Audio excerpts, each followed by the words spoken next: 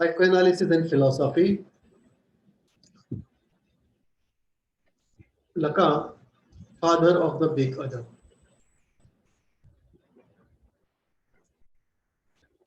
Today we'll discuss development of one Lacanian concept, the concept of the big other.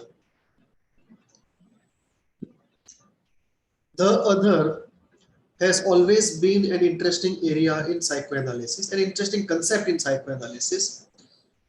And the fundamental distinction of I and not I, the fundamental process of othering the other,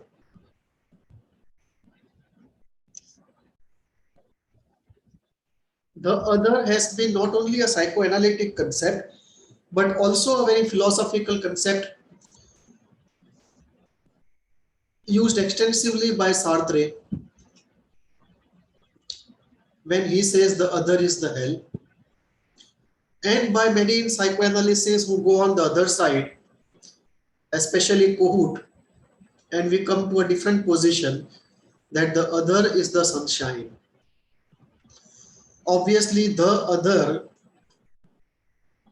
is a category word and it covers both the good other and the bad other, the good object and the bad object.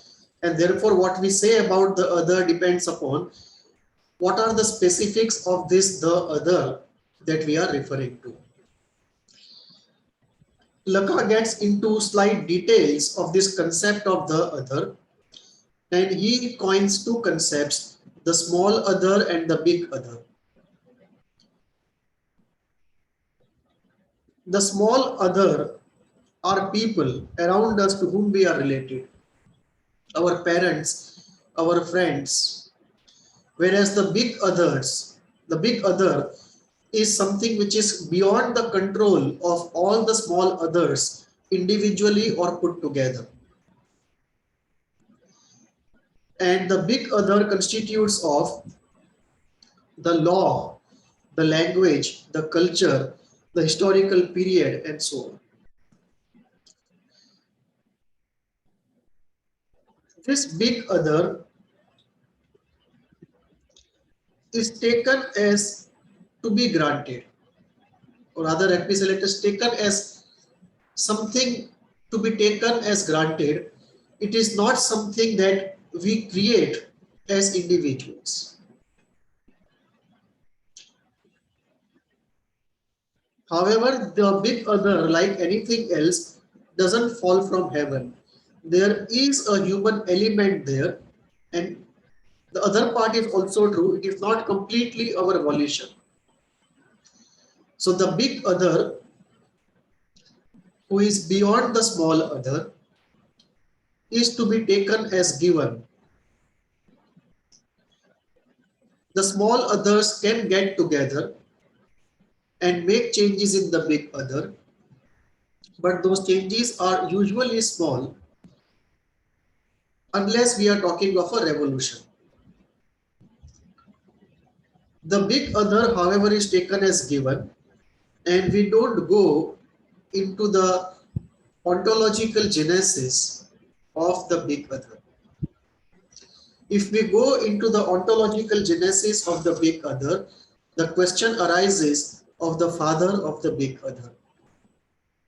So if we keep psychoanalysis confined to psychoanalysis, we did not question the father of the big other. But if we get into philosophy and we try to broaden up psychoanalytic concerns and stretch them into the area of philosophy, then more questions come up related to the father of the big other. More complete we wish theory of psychoanalysis to be, more relevant this question becomes of the father of the big other, and to put it in slightly technical language, the ontological status of the big other and the ultimate genesis of the big other. Let us go into some specifics of our concept.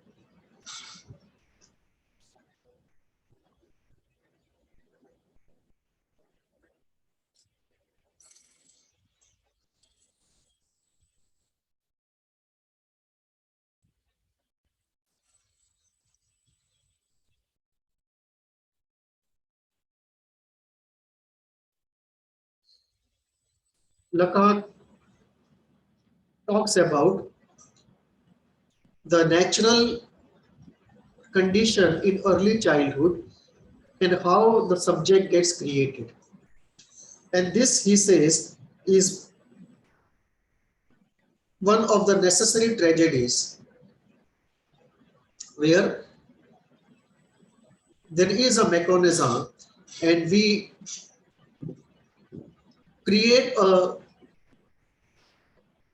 unreal stable, not unreal, but a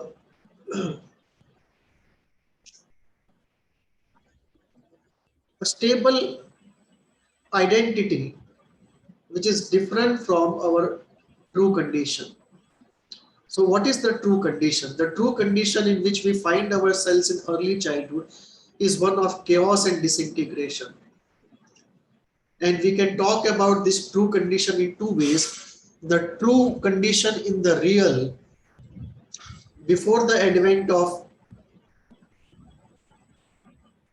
the symbolic world, and the surreal true condition post the advent of the symbolic world.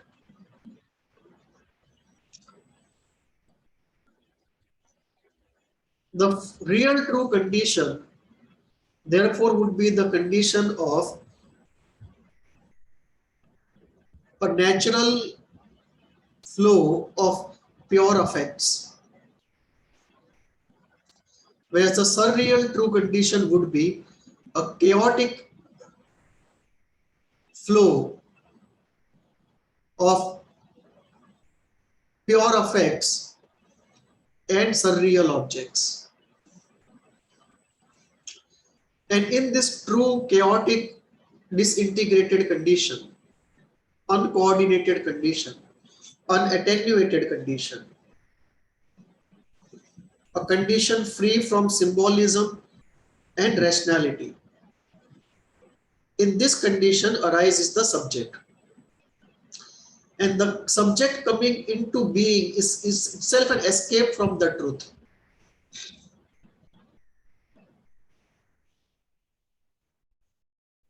Subject does not deliver the system from falsehood, rather the subject creates a necessary falsehood. Coming into being of the subject is an escape from truth. Escape from truth, therefore, is the first truth of the subject. Continued existence of the subject is a defensive position. Subject, therefore, is a false, fragile creation, but a necessary creation.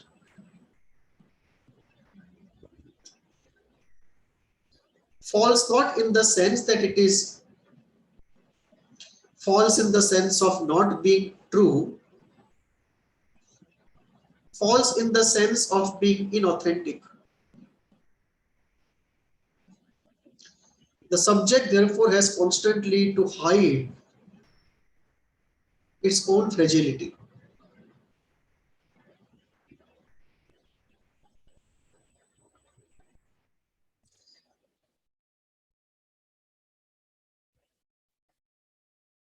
Much of the lack is the fear of the subject of ceasing to exist and the real condition taking over.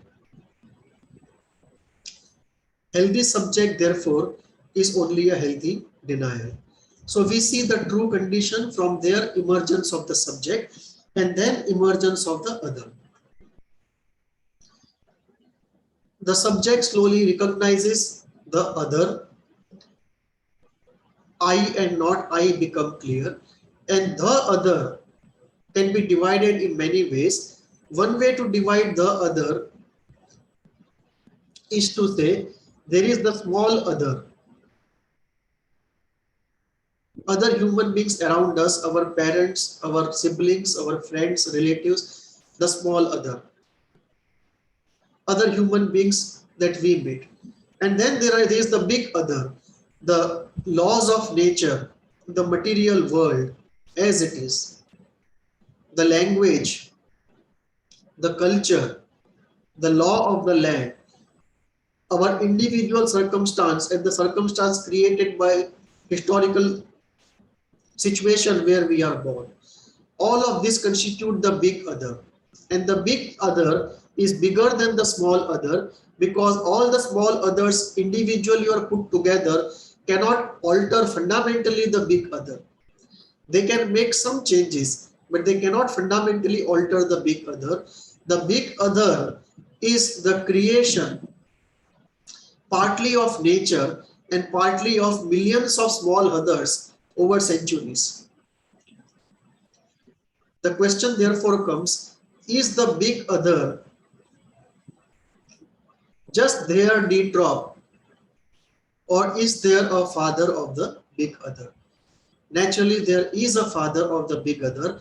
Nothing just drops out of nowhere. So let us go into the father of the big other.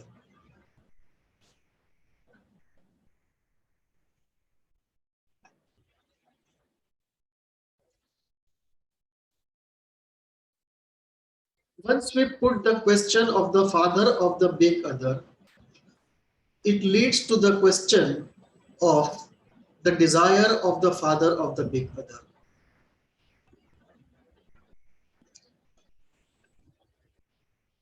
The desire of the father of the big other is history. History as the father of the big other envisions it to be.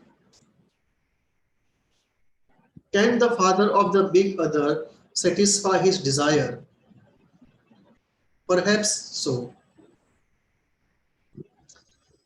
Let us look at in details who can be the father of the big other. How does the big other come to be? So if we go into the parents of the big other, how does the big other come to be? There are two elements that we encounter, two categories of elementals that are responsible for creation and maintenance of the big other. The first entity are the laws. That aspect of the big other which is there because of laws. Laws of nature, laws of the mind, and laws of society. And this complete thing can be categorized into one that I call the principle of the universe.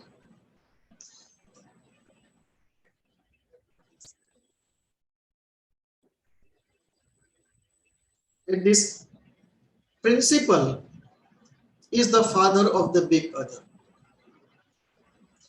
The logos principle that goes into creation of the big other. And then there is the freedom part of it, that individuals, if they so will, can create a change in the big other, can transform the big other partly into something they wish. So there is an aspect of laws of nature, and there is an aspect of freedom that we see. Whose freedom? It is the free will of the individual, the subject, the free will of others, other subjects. Chance and accidents, there also freedom is involved. And the last two are belief elementals. If you want a purely secular model, we just take a look at the first three. And if we want a more holistic model, we can look at free will of God and free will of suprahuman beings and powers. So you have the mother of the big other, which you can look at this category of freedom and the category of law. So the big other is partly created out of the working of laws and partly out of freedom, the working of free will, exercised by, of course, beings who have the right or the privilege to exercise the free will. The freedom category is, you can call, the mother of the big other, the principle of eros and freedom, and the principle of logos and law, the principle. So the principle then becomes the father of the big other, and the freedom then becomes the mother of the big other. And the two, they come together to create the big other.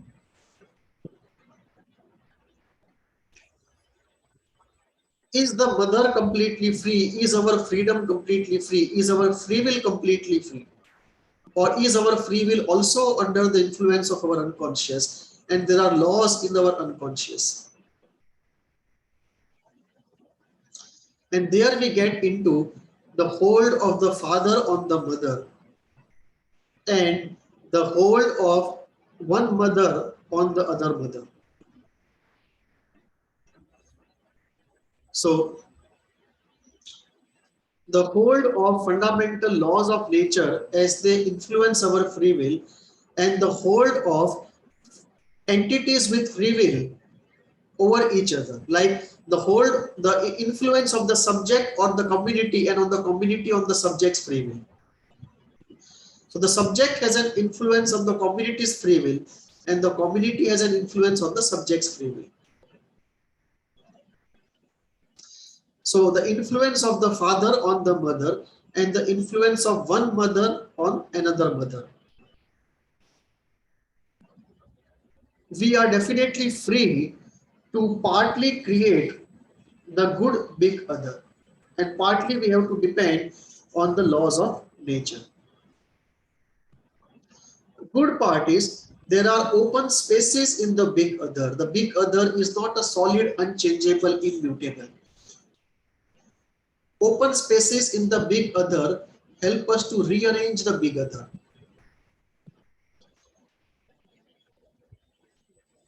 The suppleness of the big other, the non-concreteness of the big other. The big other has an element of concreteness and an element of non-concreteness. It is this element of non-concreteness which allows the big other to assume flavors over history. And over historical periods, as the big other assumes different flavors,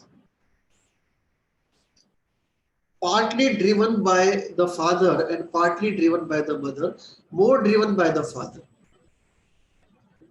So the father is more responsible for creating different flavors of the big other. One good example can be, or one good recourse to an idea can be, what Sri Aurobindo talks about different historical periods of culture that human history goes through. So there is a period of pre-agricultural society, an agricultural society.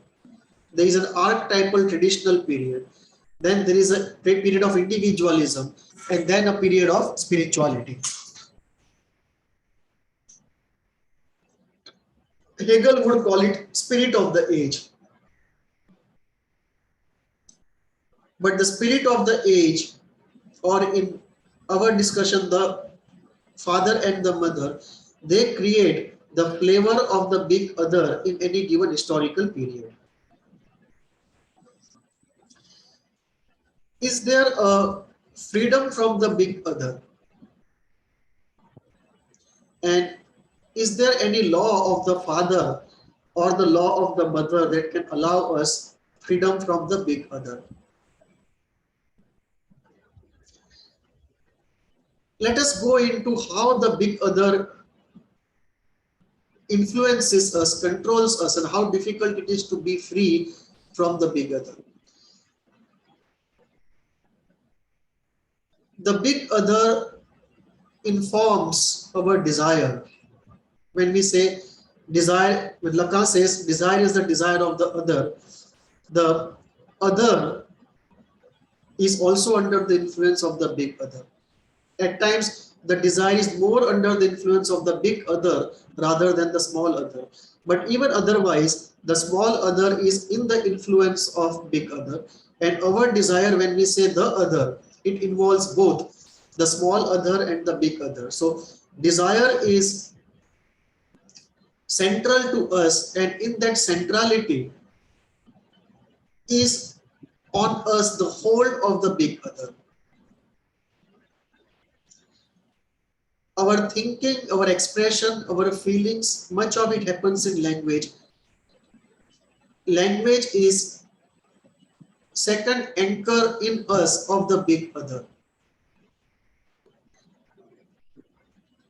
It is also something where it's a dual anchor. It is also our anchor into the big other.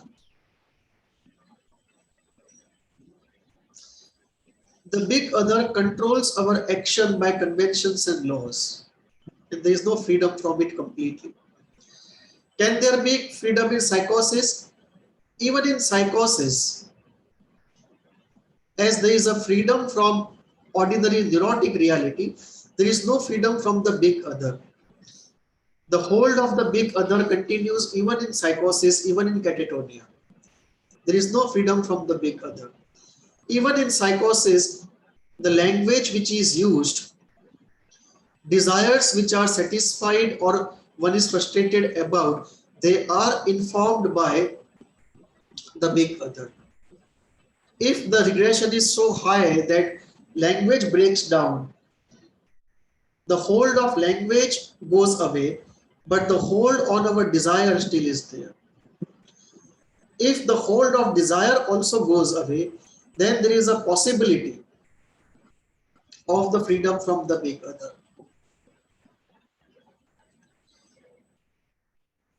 One of the elements which is a motivation for psychosis is the idea of freedom. Freedom from all others, the small others and the big others. Not only outside, but also inside.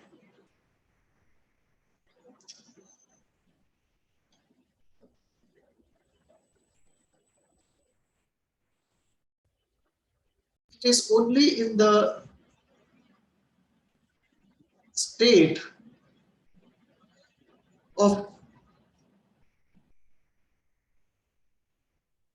freedom completely from the big other that in a very Puritan sense authenticity can be found. Heidegger says what we call ourselves is not something where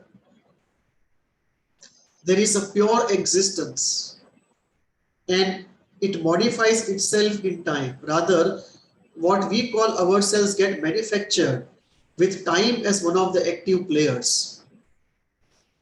So there is no being that we experience that is without time or outside of time. What we experience as our being is always in the historical context of a time and influenced by it. So time is an active ingredient in the manufacturing process of our being. It's a constituent. There is no way we can separate ourselves from it completely. In some extreme form of psychosis, especially with negative features, for some periods, you can say there is a freedom from the big other, but then the big other comes in, even in catatonia, where if somebody is completely free from the big other then comes to take care of that person and doesn't allow the person to break free from it. So the big other through the small others comes to take care and holds on to the one who is trying to get away, be free from the big other. So there seems to be no freedom from the big other.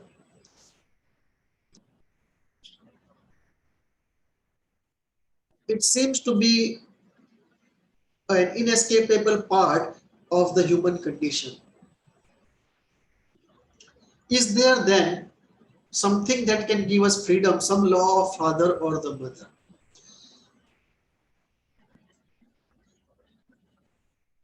There seems to be. There is a great law of the father, the spiritual law of being free from something inside by certain spiritual processes. There is no cognitive freedom. There is no freedom in terms of power. but there is freedom in terms of affect. So when we say freedom, affective freedom is possible. And for affective freedom, from both the small other, the big other, and much part of ourselves also, there is a great law of freedom of the father, which are the laws of spirituality and mysticism. And there is a great law of freedom of the mother, which relates to magnanimity and grace done in the free will by those who are spiritually or mystically advanced. So there is in operation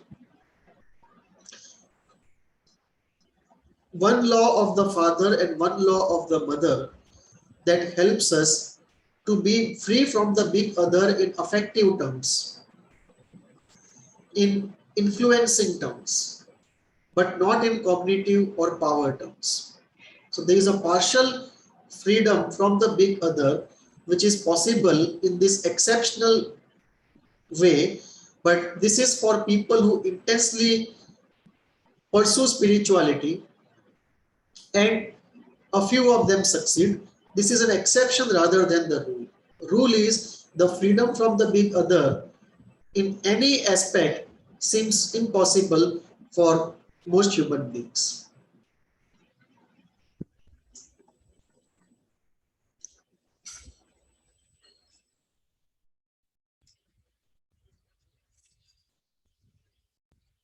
If we bring into account the concept of the father of the big other, how would that influence the model of the mind? First movement would be, it would be a movement in the area of model of the mind from a purely psychological model of the mind to a psychophilosophical model of the mind. We won't remain only in psychology, we will have to stretch ourselves into philosophy. Second, it would be an open model of the mind. It would be a systems model of the mind, but an open systems model.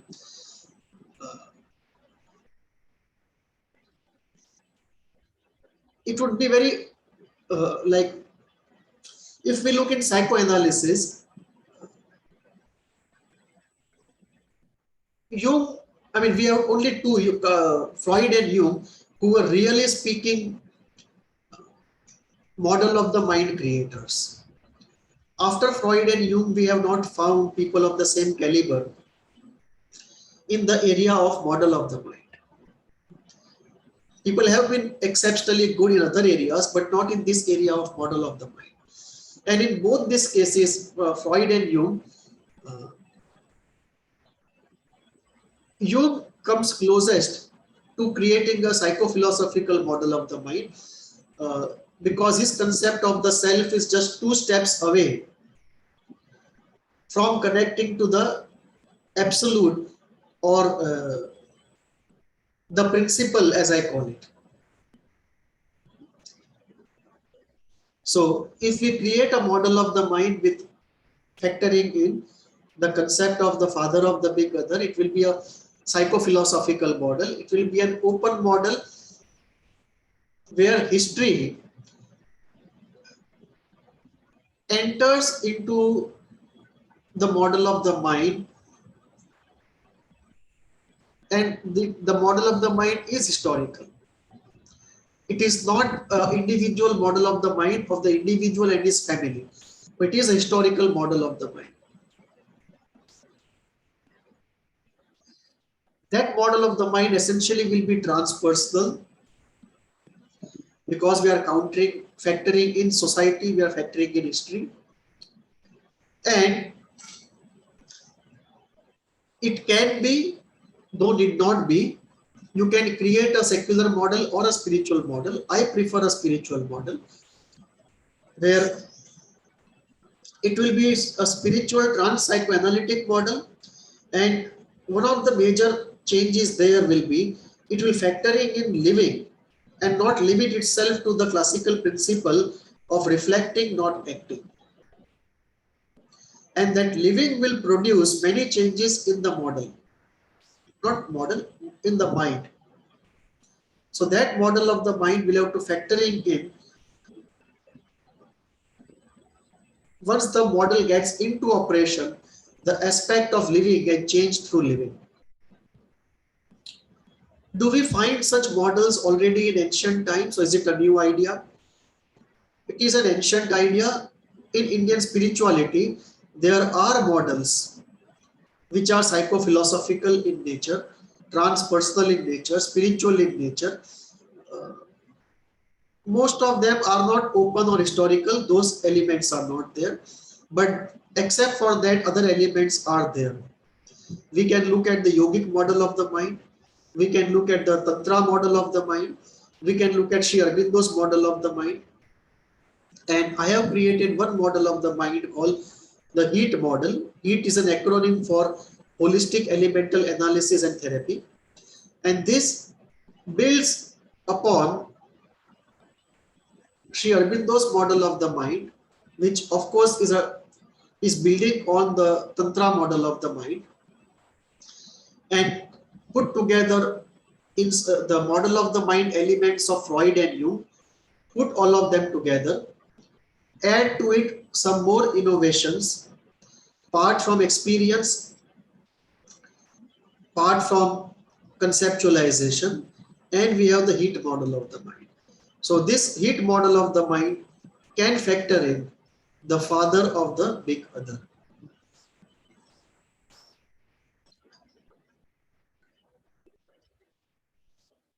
Questions, write to me at hvindia@gmail.com. Thank you.